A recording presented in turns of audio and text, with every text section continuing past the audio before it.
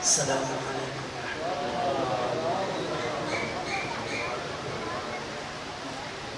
اعوذ باللہ من الشیطان اللعین الرجیم.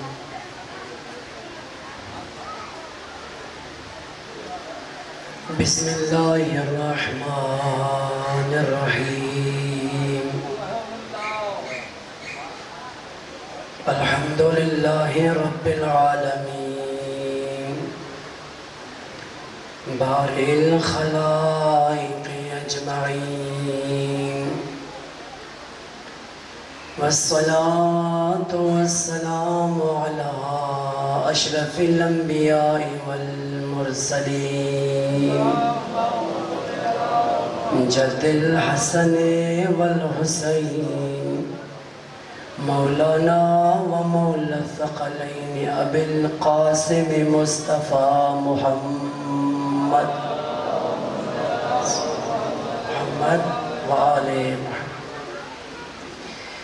وآلہ الطیبین الانجبین الطاہرین الذین اذهب اللہ عنہم الرجس وطہرہم تطہیرا.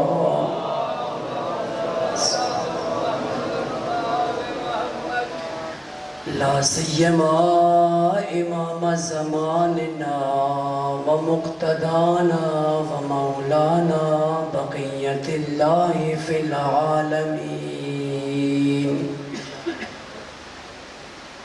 روحی وارواح العالمین لتراب مقدمہ الفداء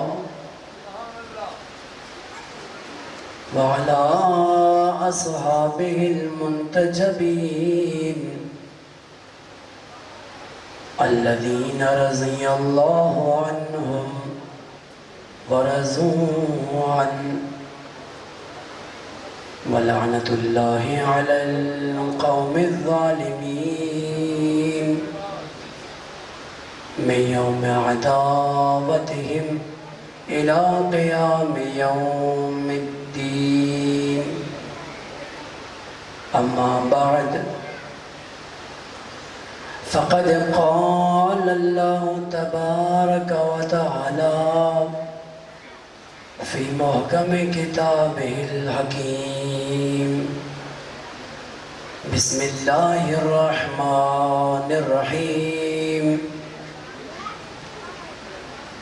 إنا أعطيناك الكوثر فصل لربك وانحر إن شانئك هو الأبتر. صلوات.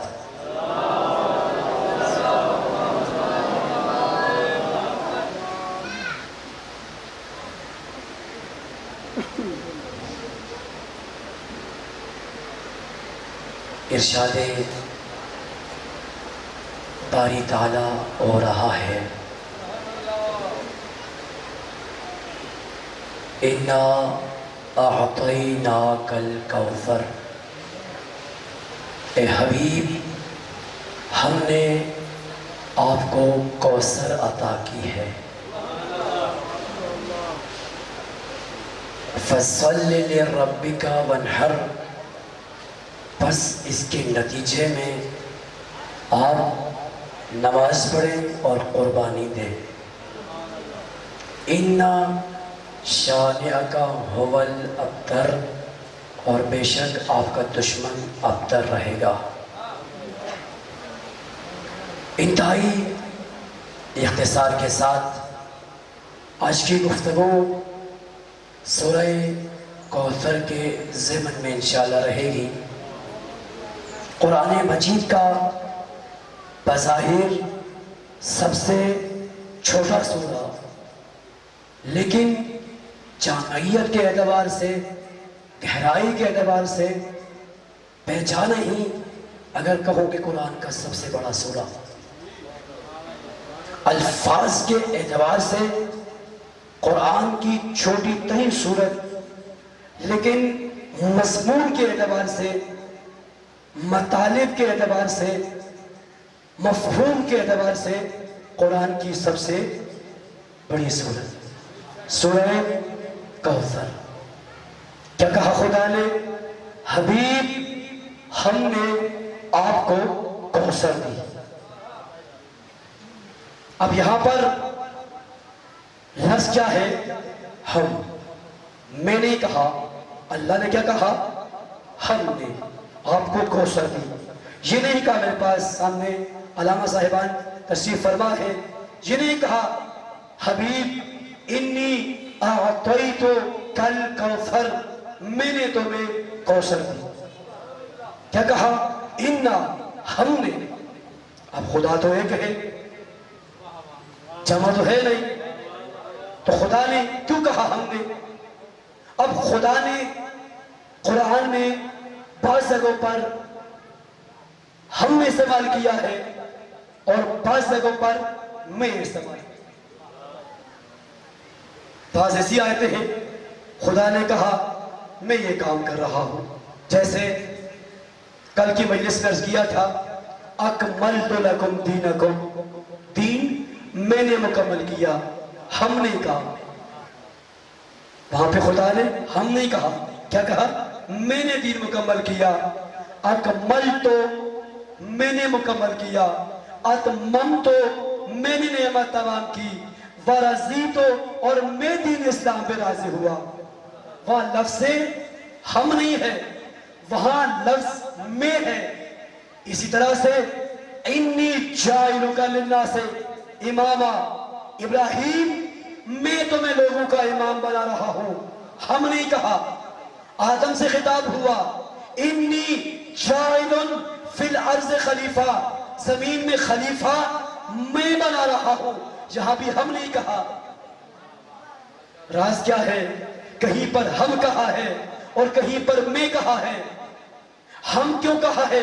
کیونکہ اللہ حکیم ہے، اللہ خالق عقل ہے۔ اللہ کا کوئی کام بغیر عقل کے، بغیر مصلحت کے، بغیر حکمت کے ہو نہیں سکتا۔ اب اللہ نے کہیں پر ہم کیوں کہا اور کہیں پر میں کیوں کہا؟ ایک سلوات پڑھ لیں محمد والے محمد۔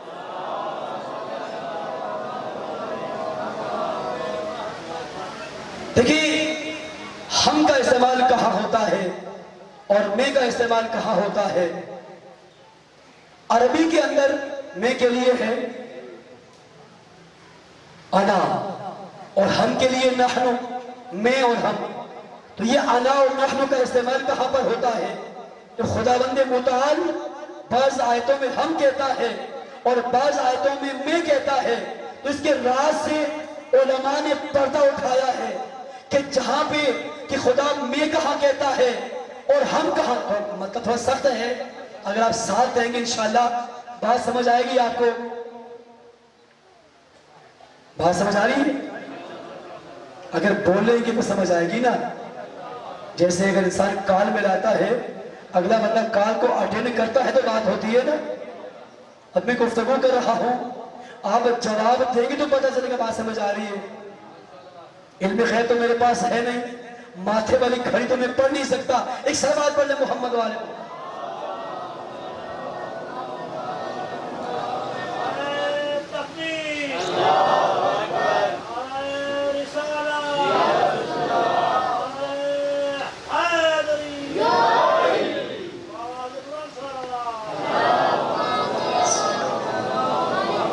بھائی بہت آسان سے بات کر رہا ہوں۔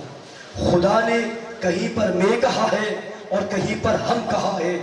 بعض آیتوں میں میں کہا ہے اور بعض آیتوں میں ہم کہا ہے۔ سورہ کوثر میں ہم کہا ہے کہ ہم نے کوثر دی۔ سورہ انا انزلنا میں ہم کہا ہے کہ ہم نے قرآن اتارا، ہم نے کوثر دی۔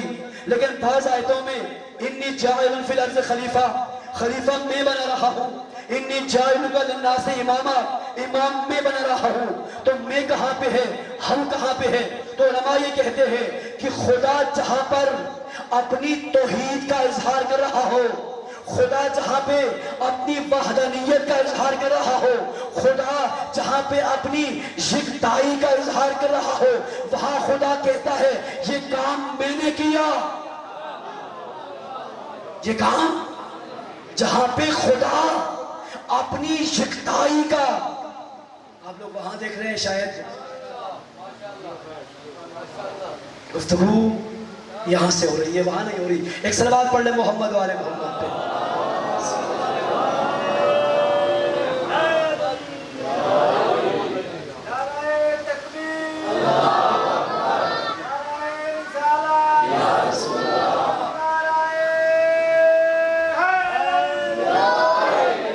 جتنا توجہ کم رکھیں گے نقصان آپ کو ہوگا، کیونکہ مجھے جملے ریپیٹ کرنے پڑیں گے اور وقت آپ کا ضائع ہوگا. تو اللہ کہیں پر میں کہتا ہے اور کہیں پر ہم کہتا ہے. میں کہاں کہتا ہے؟ جہاں پہ خدا اپنی وحدانیت کا اظہار کرنا چاہے وہاں خدا میں کہتا ہے، اور جہاں خدا اپنی عظمت کا اظہار کرنا چاہے وہاں خدا ہم کہتا ہے. تو آسان کر دوں، ایک عام فہم زبان کے اندر بھی، اگر ایک کام مرتضیٰ بھائی نے انجام دیا ہے، اب کسی کو شک ہے کہ یہ کام مرتضیٰ بھائی نے کیا یا کسی بھائی نے کیا، اب وہاں پر اگر مرتضیٰ بھائی سے کوئی پوچھے گا یہ کام کس نے کیا، یہ کیا کہیں گے؟ یہ کام میں نے کیا. شک ہے نا، یہ کام مرتضیٰ بھائی کر رہے ہیں یا ان کے کوئی اور بھائی یا دوست کر رہے ہیں. اب شک ہے.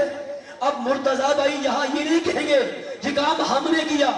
اگر ہم کہیں گے تو شک باقی رہے، اگر ہم کہیں گے تو شک باقی رہے گا. اب یہ میں کہہ کر بتا رہے ہیں یہ کام میں نے کیا، کسی اور نے نہیں کیا. لیکن اگر کام انہوں نے کیا اور سب کو پتا ہے کہ کام کرنے والے مرتضیٰ بھائی ہیں، لیکن کام کوئی بہت بڑا کیا ہے، کام بہت بڑا کیا ہے. اگر مرتضیٰ بھائی سے آپ پوچھیں گے یہ کام کس نے کیا تو یہ کہیں گے یہ کام ہم نے کیا، یہ کام ہم نے کیا. مقام دو ہیں، پہلی بار بھی کام کرنے والے یہی ہیں، دو نہیں ہیں، تین نہیں ہیں، اور دوسرے مقام پر بھی کام کو انجام دینے والے یہ اکیلے ہیں.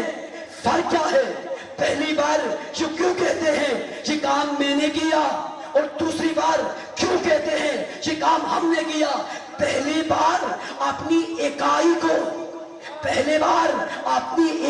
کو بتلانا چاہتے ہیں کہ یہ کام کرنے والا تنہا میں ہوں، یہ کام کرنے والا تنہا میں ہوں، کوئی اور شامل نہیں ہے. لیکن دوسری بار جب سب کو پتا ہے نا کہ یہ کام کرنے والے یہ ہیں، اب یہ کہتے ہیں یہ کام ہم نے کیا. راز کیا ہے؟ سب کو تو پتا ہے یہ کام انہوں نے کیا، لیکن کام اتنا بڑا ہے اپنی بڑائی کو بیان کرتے ہوئے میں نہیں کہتے ہم نے کیا، کہتے ہیں ہم نے کیا. اب اللہ بھی جہاں پہ اپنی یکتائی کو بیان کرتا ہے نا، جہاں پہ اللہ اپنی وحدانیت کو بیان کرتا ہے، یہ کام کسی اور نے نہیں کیا، اس کام میں کوئی اور شریک نہیں ہے. وہاں خدا کہتا ہے یہ کام میں نے کیا. انی جاعلک للناس اماما، امام میں بناتا ہوں، کوئی اور نہیں بناتا.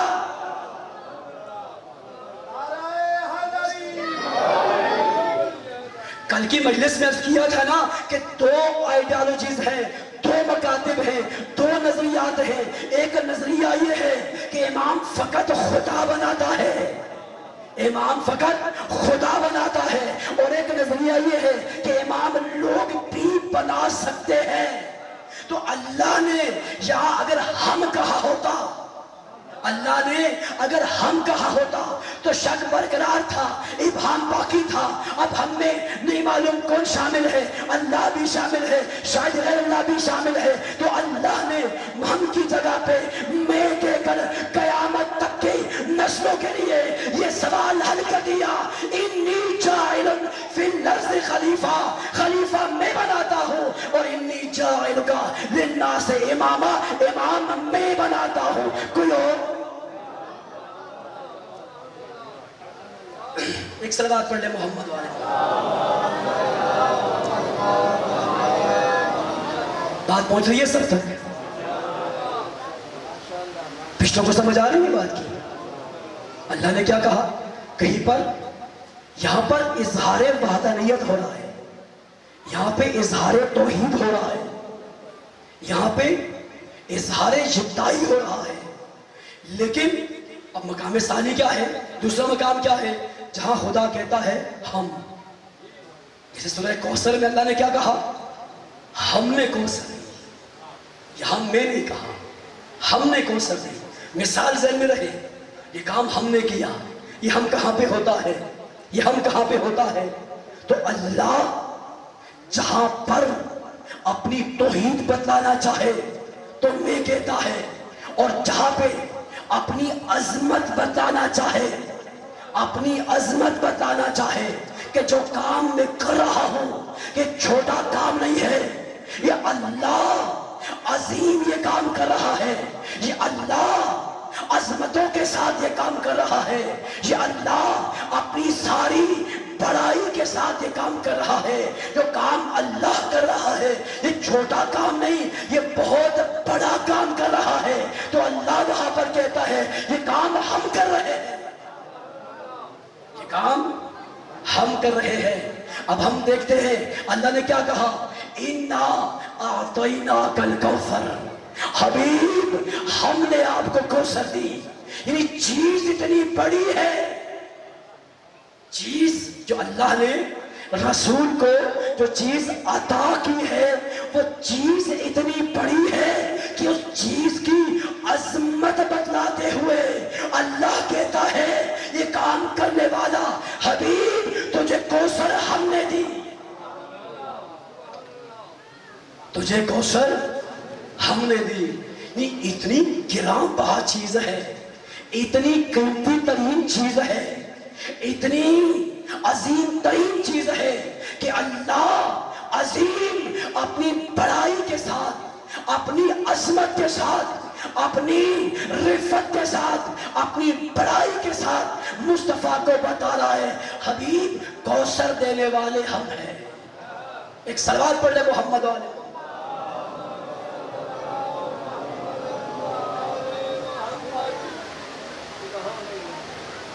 حبیب کوثر دینے والے ہم ہیں.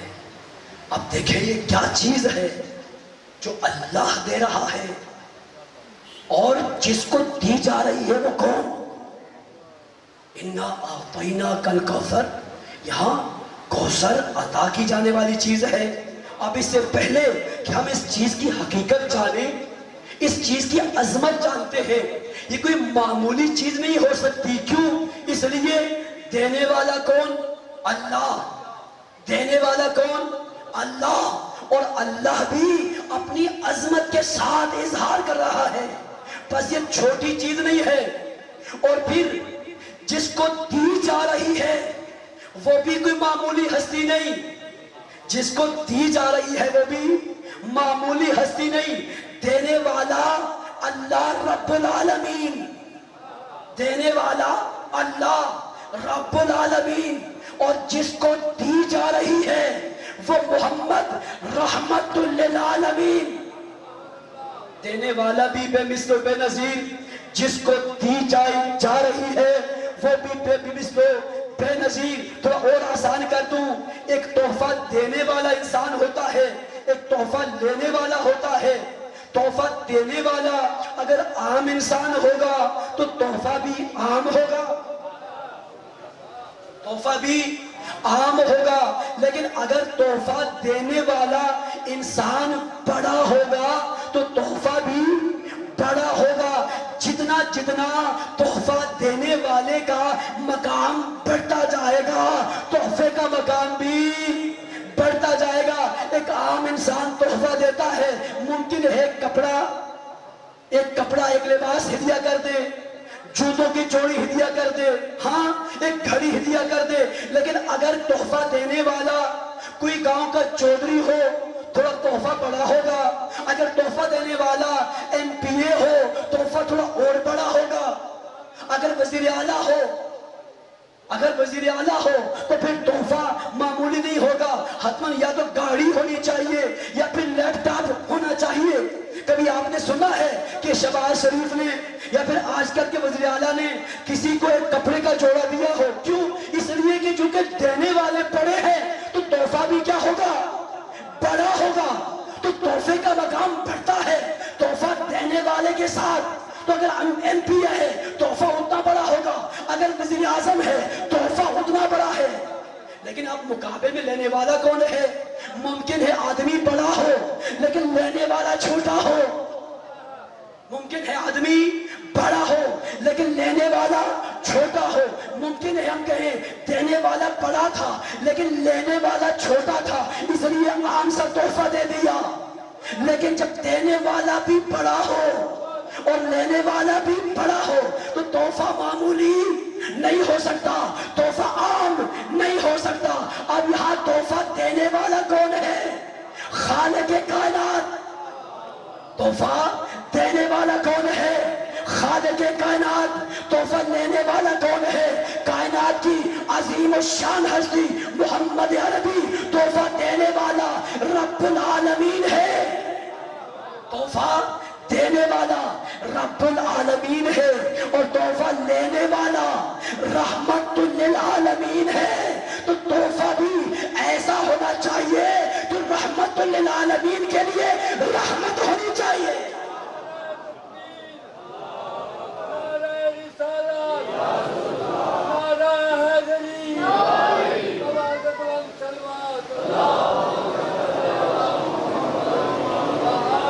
پہچانو مقام فاطمہ کو، پہچانو مقام بطول کو۔ اور یہ جو زبانیں کھلتی ہے نا فاطمہ زہرا کی شان میں، گستاخانہ زبانیں کھلتی ہے، یہ اپنی اصلیت بتاتے ہیں، یہ اپنے شجروں کا تعارف کرواتے ہیں، یہ اپنی ماؤں کی خیانتوں کا پتہ بتاتے ہیں۔ اور ایک بحث جو کہ چلی تھی تو اس کے مقابل میں ریاکشن ہوا، ایک کسی بدبخت اور نمک حرام نے کیا کہا؟ بی بی کیا ہے معاذ اللہ؟ خطا پر ہے۔ کیا کہا؟ بی بی خطا پر ہے۔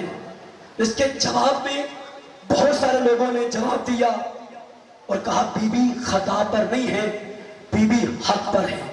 لیکن میں کہتا ہوں یہ بھی درست نہیں ہے، بی بی حق پر نہیں، بی بی خود حق ہے۔ بی بی حق پر نہیں ہے، بی بی خود حق ہے۔ اور بی بی کے مقابل میں آنے والا باطل پر نہیں ہے، خود باطل ہے۔ بی بی کے مقابل میں آنے والا باطل پر نہیں ہے۔ ایک سلوات پڑھ لیں محمد والے۔ آپ کی توجہات کہیں بکھری ہوئی ہے، اگر آپ کی توجہات یکجا نہیں ہوگی تو گفتگو بھی یکجا آپ کے سامنے بیان نہیں ہو سکتی۔ پھر بھی سلوات پڑھ لیں محمد والے محمد۔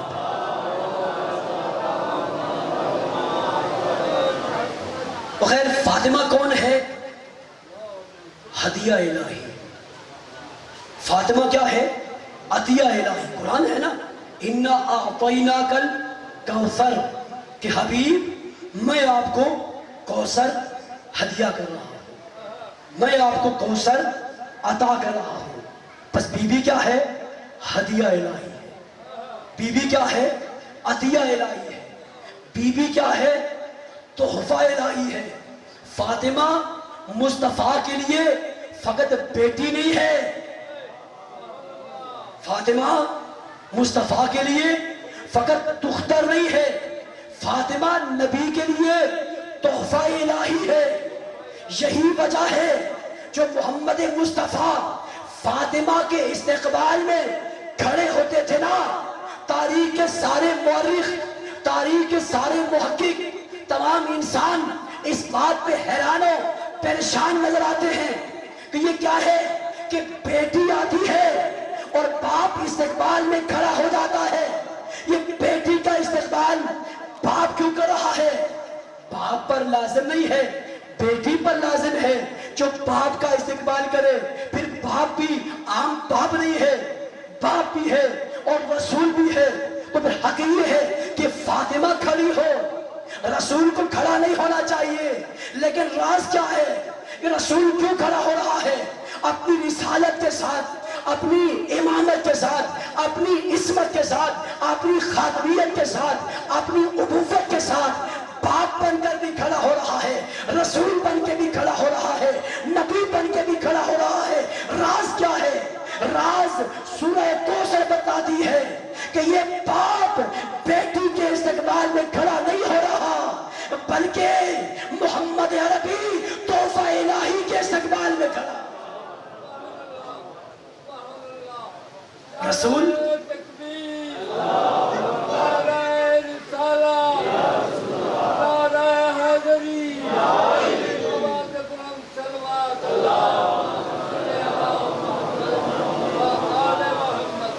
یہ استقبال باپ بیٹی کا استقبال نہیں کر رہا، یہ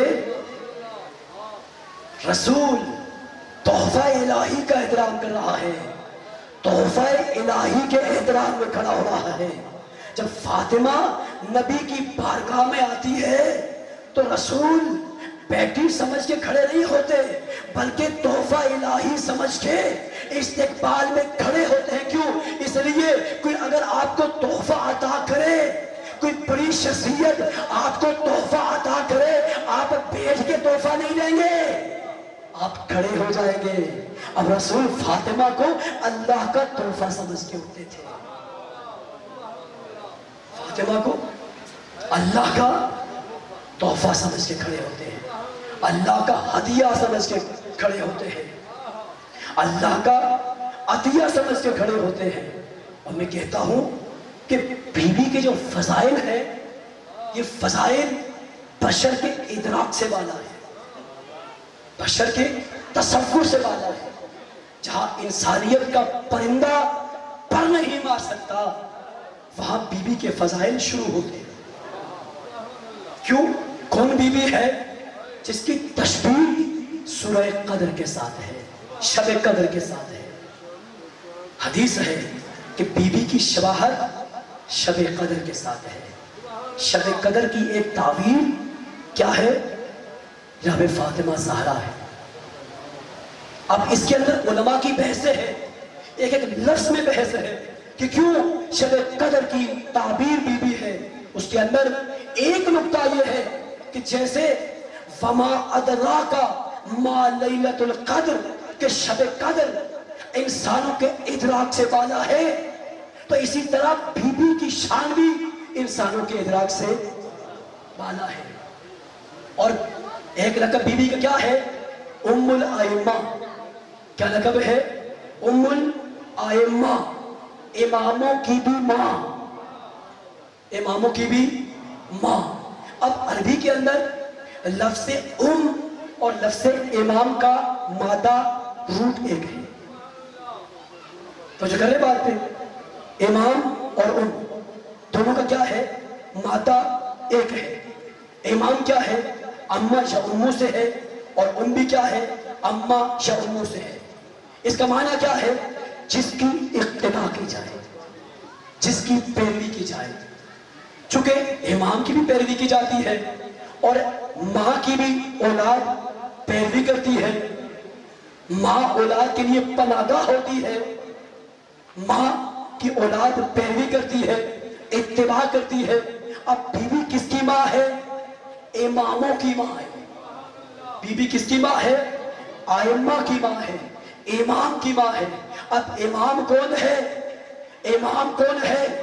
جس کی ساری خلقت جس کی اتباع کرے، ساری خلقت جس کو اپنا مقتدا مانے، ساری خلقت جس کی پناہ میں آئے، اسے امام کہتے ہیں.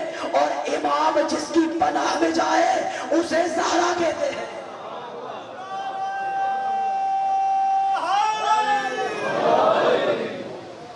امام جس کی پناہ میں آئے. اور پھر امام عصر، امام زمان کا جملہ ہے کہ ان لی فی ابن کانت رسول اللہ اسوۃ حسنہ، میرے لیے نبی کی بیٹی کی زندگی میں اسوہ حسنہ ہے۔ کون کہہ رہا ہے؟ امام کہہ رہا ہے، جو ساری کائنات کے لیے اسوہ بنے اسے امام معصوم کہتے ہیں، اور جو امام معصوم کے لیے اسوہ اور رول ماڈل بنے اسے زہرا کہتے ہیں۔ پہچانو مقام زہرا کو، پہچانو۔ اور جس کے پاس زہرا جیسا اسوہ ہو، جس کے پاس امام حسین جیسے اسوے ہو، اس کا کردار بھی باقیوں کی طرح نہیں ہونا چاہیے۔ ہر چیز میں رول ماڈل کون ہے؟ سر سے لے کے پاؤں تک رول ماڈل زبان سے نہیں، کردار سے پتہ ہونا چاہیے کہ اس کا امام کون ہے، اس کا اسوہ کون ہے، اس کا رول ماڈل کون ہے۔ بھئی سر سے لے کے پاؤں تک، سر کے بالوں سے لے کر، اور واضح کروں، بالوں کے سٹائل سے لے کر، بالوں کے سٹائل سے لے کر، چہرے کی حالت سے لے کر، ہر چیز، لباس، کپڑے، جوتے، رفتار، کردار، افکار، نگاہ، حتی زیر استعمال موبائل، ہر چیز گواہ دے کہ اس کا اسوہ کون ہے۔ کیونکہ اسوہ فقط مانا نہیں جاتا، اسوہ وہ ہوتا ہے جس کی بات پہ عمل کیا جاتا ہے، جس کی بات پہ، جیسے یہ گلاس ہے، یہ گلاس ایک کمپنی میں بنا ہے، اس کا ماڈل پہلے تیار ہوا، اس کا ماڈل پہلے تیار ہوا، اور باقی سارے گلاس اس ماڈل کے مطابق بنتے ہیں۔ یہ آپ کے سامنے پرچم ہے، اس کا ماڈل پہلے بنتا ہے اور پھر باقی پروڈکٹس بنتی ہیں۔ ٹھیک ہے، بات سمجھ آ گئی سب کو؟ اب ایسا نہیں ہے کہ اس رول ماڈل کی شکل کچھ اور ہو، رول ماڈل کی شکل کچھ اور ہو، ماڈل کی شکل کچھ اور ہو، اور اس ماڈل پر جو چیز بنائی جائے اس کی شکل کچھ اور ہو، فقط اس پہ سٹیکر لگا دیا جائے کہ یہ اس ماڈل کے مطابق بنا ہے، تو سٹیکر لگانے سے سمجھ، سٹیکر لگانے کا فائدہ نہیں ہے۔ اس چیز کو ماڈل کے ساتھ رکھ کے دیکھا جائے گا یہ ماڈل کے مطابق ٹیلی کرتا ہے یا نہیں، ماڈل کے مطابق ٹیلی کرتا ہے یا نہیں۔ اسی طرح سے ہمارے رول ماڈل کون ہیں یہ ہمارا کردار بتائے گا، فقط نعرہ نہیں بتا سکتا، فقط نعرہ نہیں بتا سکتا میں علی والا ہوں، فقط کالا لباس نہیں بتا سکتا میں علی والا ہوں، فقط ماتم نہیں بتا سکتا یہ علی والا ہے، ماتم بھی گواہی دے، بلکہ یوں کہوں سینے پر لگے ہوئے ماتم کے نشان بھی گواہی دے، اور پیشانی پہ لگا ہوا داغ سجدہ بھی گواہی دے یہ علی والا ہے۔ دو نشانیاں ہیں، راہ نجات کے دو نسخے ہیں، سینے پر نشان ماتم اور پیشانی پر داغ سجدہ۔ ایک صلوات پڑھ لے محمد و آل محمد۔ تو فاطمہ کیا ہے؟ ام الائمہ۔ اور پھر امام عسکری فرماتے ہیں کہ فاطمہ جدتی فاطمہ تو حجت علینا، ہماری جدہ فاطمہ اللہ کی طرف سے ہم پر حجت ہے۔ کس پہ حجت ہے؟ معصوم امام پر، امام جو خود پوری کائنات پہ حجت بنے اسے امام کہتے ہیں، اور جو حجتوں پر حجت بن جائے اسے زہرا کہتے ہیں۔ مقام زہرا کو پہچاننا ہے، مقام بطول کو جاننا ہے۔ کون بطول، کون فاطمہ، کون زہرا، جس کے بارے میں رسول نے کہا لولا ان اللہ خلق علی ابن ابی طالب، اگر اللہ علی کو خلق نہ کرتا لم یکن لفاطمہ کفء علی وجہ الارض، تو پوری زمین پر کوئی فاطمہ کا برابر نہ ہوتا۔ پوری کائنات میں روئے زمین پہ کوئی فاطمہ کا کف نہ ہوتا. کف یعنی برابر, کف یعنی ہمسر, کف یعنی برابری کرنے والا. جملے پہ غور کیجیے گا, کیا کہا؟ اگر اللہ علی کو, کہاں بیٹھے ہوئے آپ, اگر اللہ علی کو پیدا نہ کرتا تو کوئی بھی فاطمہ کی برابری نہ کر سکتا. اب یہ نہیں کہا, یہاں پہ کیا ہے مفہوم, کیا ہے؟ علی فاطمہ کی برابری کر رہا ہے, فاطمہ علی کی برابری نہیں کر رہی. علی اپنی ساری عظمتوں کے ساتھ فاطمہ کی برابری کر رہا ہے.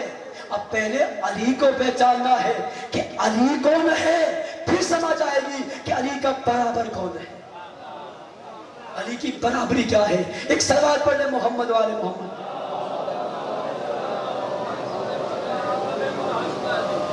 تھک تو نہیں گیا؟ علی نہ ہوتے کوئی فاطمہ کی برابری نہ کر سکتا. اب علی کون ہے, پہلے علی کو پہچانیں گے پھر برابری کی سمجھ میں آئے گی. علی کون ہے مختصر کرتا ہوں. علی کون؟ ضربت علی یوم الخندق افضل من عبادت الثقلین, کہ علی وہ ہے جس کی ضربت, ایک ضربت ساری کائنات کے جن و انس کی عبادتوں سے افضل ہے. جس کی ایک ضربت, جملہ سنیے گا, نکات سنیے گا, جس کی ایک ضربت سارے جن و انس کی عبادتوں سے افضل ہے. انسان بھی سارے, انسان بھی سارے, جن بھی سارے, اور سارے انسانوں کی عبادتیں بھی ساری. کہاں بیٹھے ہوئے آپ؟ سارے انسانوں کی عبادتیں بھی ساری, سارے جنوں کی عبادتیں بھی ساری, سارے جنوں کی ساری عبادتیں, سارے انسانوں کی ساری عبادتیں, مقابل میں ایک علی وہ بھی سارا نہیں. مقابل میں ایک علی وہ بھی سارا نہیں. اب علی کی زندگی میں جہاد اکبر بھی ہے, جہاد اصغر بھی ہے. علی کی زندگی میں جہاد اکبر بھی ہے, عبادت بھی ہے, عبادات بھی ہے, تسبیح بھی ہے, تقدیس بھی ہے. علی کی زندگی میں جہاد اصغر بھی ہے, جنگ خیبر بھی ہے, جنگ احد بھی ہے, جنگ حنین بھی ہے. ساری جنگیں علی نے لڑی ہیں. تو سارے جنوں کی ساری باتیں, سارے انسانوں کی ساری باتیں, مقابل میں ایک علی وہ بھی سارا نہیں, وہ بھی سارا نہیں. جہاد اکبر ایک طرف, جہاد اکبر ایک طرف رہ گیا, جہاد اصغر وہ بھی سارا نہیں رہ گیا. جہاد اصغر وہ بھی سارا نہیں. جنگ بدر ایک طرف, جنگ احد ایک طرف, جنگ حنین ایک طرف, جنگ خیبر ایک طرف, رہ گئی ایک جنگ وہ بھی ساری نہیں. رہ گئی ایک جنگ وہ بھی ساری نہیں. بھائی سارا جہاد اکبر ایک طرف, جہاد اصغر کی ایک جنگ کا ایک وار جس کی برابری سارے انسان و جن اپنی ساری عبادتوں کے ساتھ نہ کر سکے, اسے علی کہتے ہیں.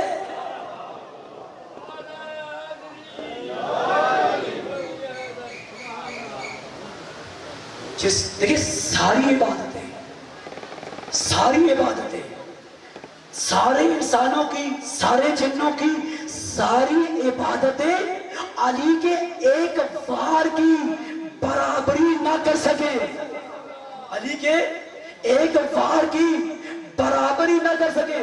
اب جملہ کہنے دیجئے گا, جملہ کہنے دیجئے گا, ارے وہ ہستی سارے جن و انس کی ساری عبادتیں جس کے ایک وار کا مقابل نہ کر سکے, مقابلہ نہ کر سکے اور برابری نہ کر سکے, اسے حیدر قرار کہتے ہیں. اور حیدر اپنی ساری عبادتوں کے ساتھ, علی اپنی ساری بلندیوں کے ساتھ جس کی برابری کرے اسے زہرا کہتے ہیں.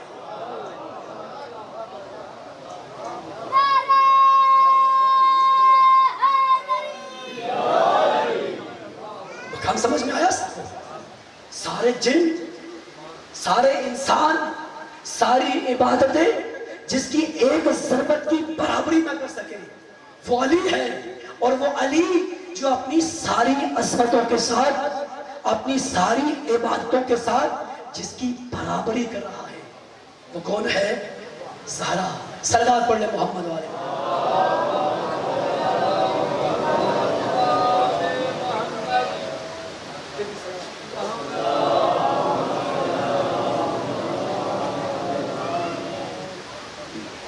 وقت انتہائی کم بچا ہے، یہ مقام فاطمہ ہے، یہ مقام زہرا ہے۔ یہ کہا کہ بیوی کے فضائل انسانی فکر سے بالاتر ہے، اور انہی فضائل کے ابواب میں ایک باب کیا ہے؟ ان اللہ یغضب لغضب فاطمہ، کہ اللہ فاطمہ کے غضب سے غضبناک ہوتا ہے، وَيَرْضَى لِرِضَا فاطمہ، اور فاطمہ کی رضا سے اللہ راضی ہوتا ہے۔ اللہ فاطمہ کے غضب سے غضبناک ہوتا ہے۔ یہ نہیں کہا کہ فاطمہ اللہ کے غضب سے غضبناک ہوتی ہے، یہ نہیں کہا کہ فاطمہ اللہ کی رضا سے راضی ہوتی ہے۔ کیا کہا؟ انسان کا کمال کیا ہے کہ انسان اللہ کی رضا سے راضی ہو اور انسان اللہ کے غضب کے ساتھ غضبناک ہو۔ لیکن یہ کون سا مقام ہے کہ یہاں پہ انسان اللہ کے غضب سے غضبناک نہیں ہے، اللہ کی رضا سے راضی نہیں ہے، بلکہ اللہ اس کی رضا سے راضی ہے، اللہ اس کے غضب سے غضبناک ہے۔ تو یہ کون سا مقام ہے؟ یعنی رضا فاطمہ کی ہے، رضا اللہ کی ہے، اور اظہار فاطمہ میں ہو رہا ہے۔ یعنی ہمیں کہاں سے پتا چلے کہ اللہ راضی ہے یا اللہ غضبناک ہے، اللہ راضی ہے یا اللہ غضبناک ہے؟ ہمیں فاطمہ کے چہرے کو دیکھنا ہوگا، ہمیں فاطمہ کو دیکھنا ہوگا۔ اللہ کی رضا کا ظہور فاطمہ ہے، اللہ کے غضب کا اظہار فاطمہ ہے۔ یعنی اللہ اگر ناراض ہے تو اظہار فاطمہ میں ہوگا، اللہ اگر راضی ہے تو اظہار فاطمہ میں ہوگا۔ ایک صلوات پڑھتے ہیں۔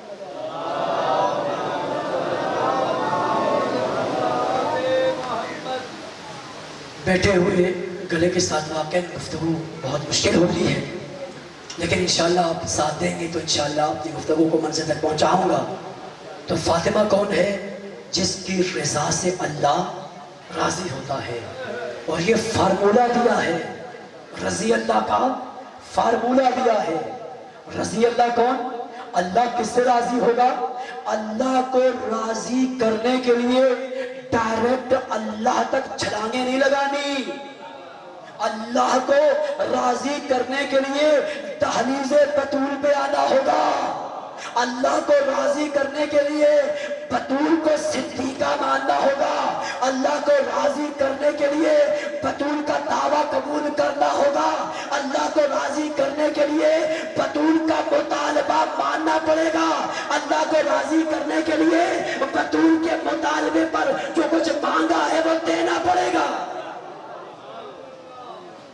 یہ فیصلہ رسول نے کیا ہے کہ اللہ کس سے راضی ہے؟ جس سے بطول راضی ہے، جس سے بطول راضی ہے اس سے کیا ہے؟ اللہ راضی ہے۔ پھر بھی صلوات پڑھ لیں محمد و آل محمد پہ۔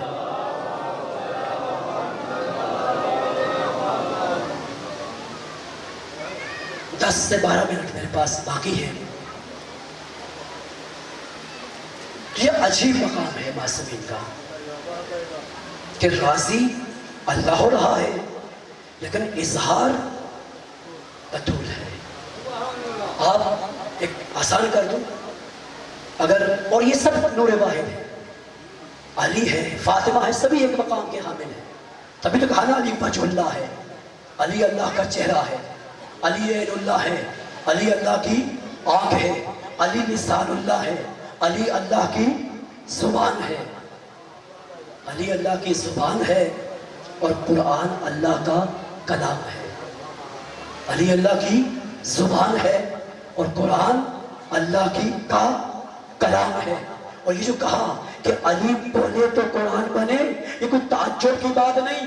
کلام جس کا ہوتا ہے نا تو اس کی زبان پہ تو جاری ہوتا ہے۔ اگر کلام اللہ کا ہے تو اللہ کی زبان پہ جاری ہوگا، تو قرآن کلام اللہ ہے، علی لسان اللہ ہے تو قرآن لسان اللہ پہ جاری ہوگا۔ قرآن کس پہ جاری ہوگا؟ لسان اللہ پہ جاری ہوگا۔ اللہ کا کلام اللہ کی زبان پہ جاری ہوگا۔ تو میں نے کہا یہ ساری ہستیاں وجہ اللہ کا مصداق ہیں، لسان اللہ کا مصداق ہیں، عین اللہ کا مصداق ہیں، ید اللہ کا مصداق ہیں۔ اگر انسان کسی سے ناراض ہو، اظہار کہاں ہوتا ہے؟ یا انسان کے چہرے پر ہوتا ہے۔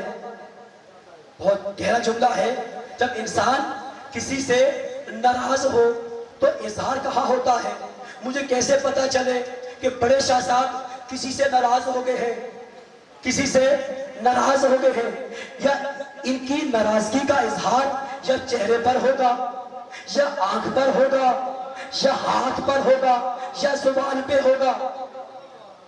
یا آنکھ پہ اظہار ہوگا، یا چہرے پر ہوگا، یا زبان پر ہوگا، یا ہاتھ پر ہوگا؟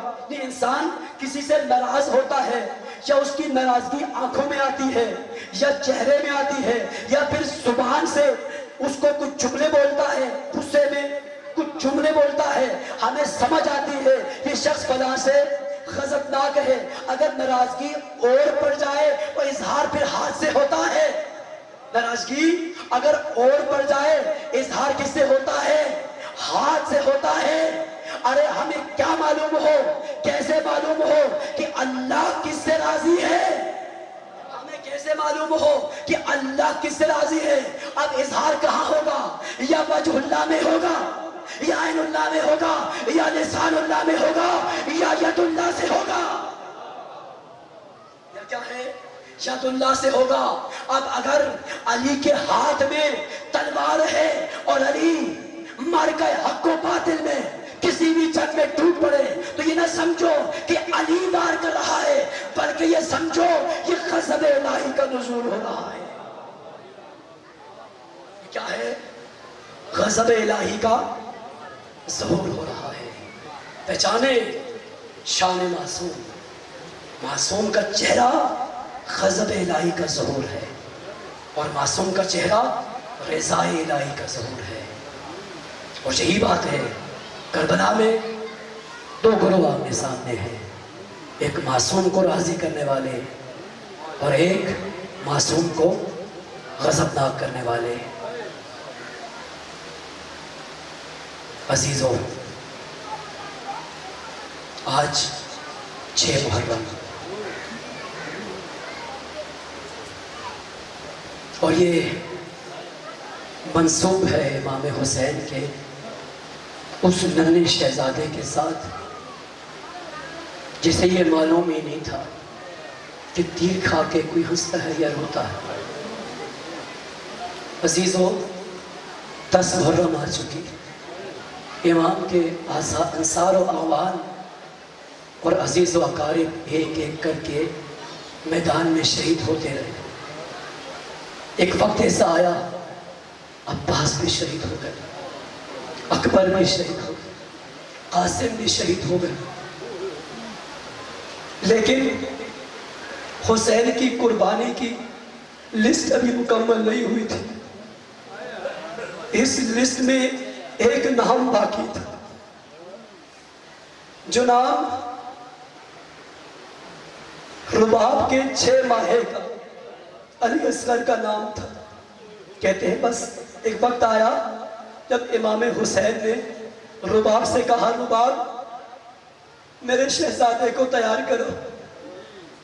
اب بی بی نے تھکے ہوئے قدموں کے ساتھ گہوارے کی طرف بڑھنا شروع کیا، اور بڑھتے بڑھتے یہ سوچنا شروع کیا، یہ بارگاہ خدا میں جانے والی آخری قربانی ہے، یہ بارگاہ الہی میں پیش ہونے والی آخری قربانی ہے۔ بی بی جانتی تھی کہ علی اصغر اب جو جائے گا نا تو واپس نہیں آئے گا، لیکن ساتھ ہی ایک مبہم سا احساس تھا جو بیوی کی دل میں ایک امید کی کرن جگا رہا تھا، شاید کسی شقی کو میرے شہزادے پہ رحم آ جائے، شاید میرے اصغر کو پینے کے لیے پانی مل جائے، شاید میرا اصغر زندہ واپس آ جائے۔ انہی خیالوں کے ساتھ بی بی گہوارے پہ پہنچتی ہے۔ ایک نگاہ حسرت بری نگاہوں سے ایک نگاہ دوڑاتی ہے، اصغر کے چہرے پر ایک نگاہ دوڑاتی ہے۔ آہستہ آہستہ بی بی نے اصغر کو تیار کرنا شروع کیا۔ ارے بچے کو نیا لباس پہنایا، میری مائیں بہنیں سن رہی ہیں۔ ارے بچوں کو تیار کیا جاتا ہے کس لیے؟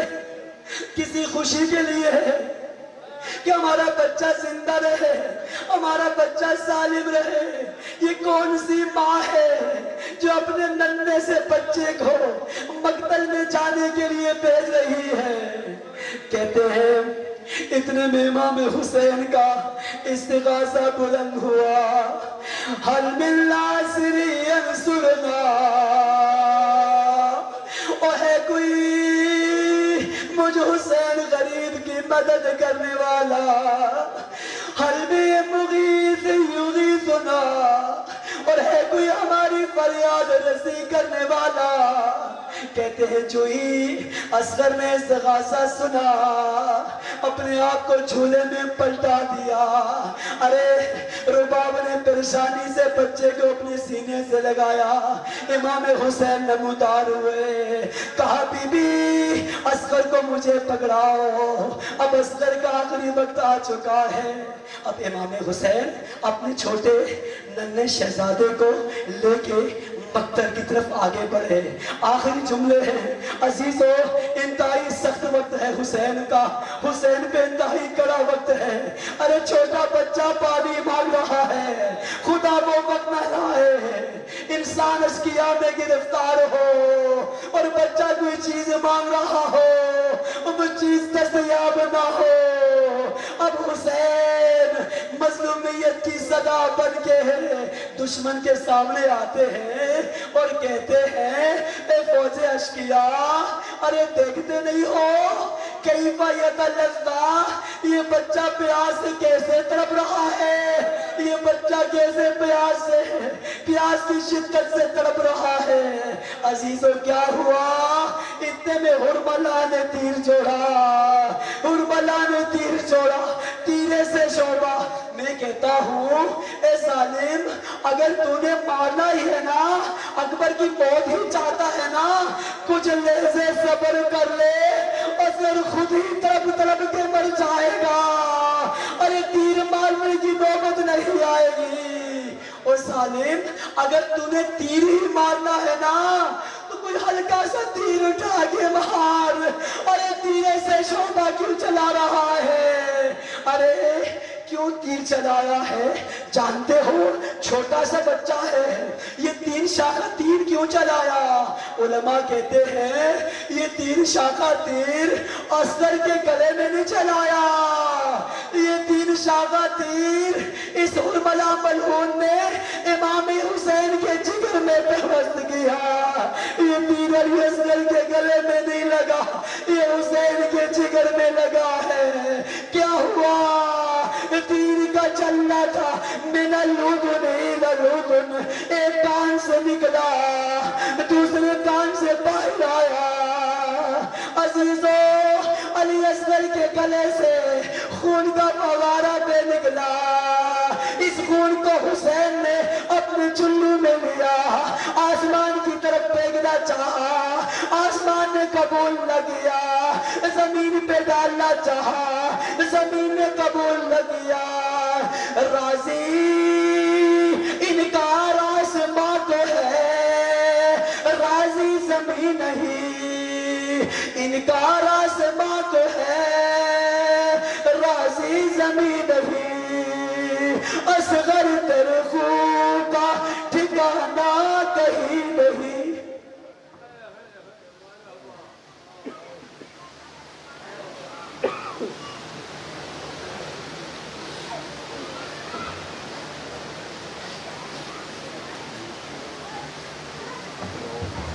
مومنین کرام ایک لمحہ سماعت فرمائیں. کل اسی ہی امام بارگاہ میں اختتام مجلس 6:30 بجے ہوگا. آخر میں ایک مشہور و معروف نوحہ خواہ اجاز مومن صاحب نوحے پڑھیں گے اور تمام ماتمیوں سے شرکت کی استدعا ہے. اب آپ کے ساتھ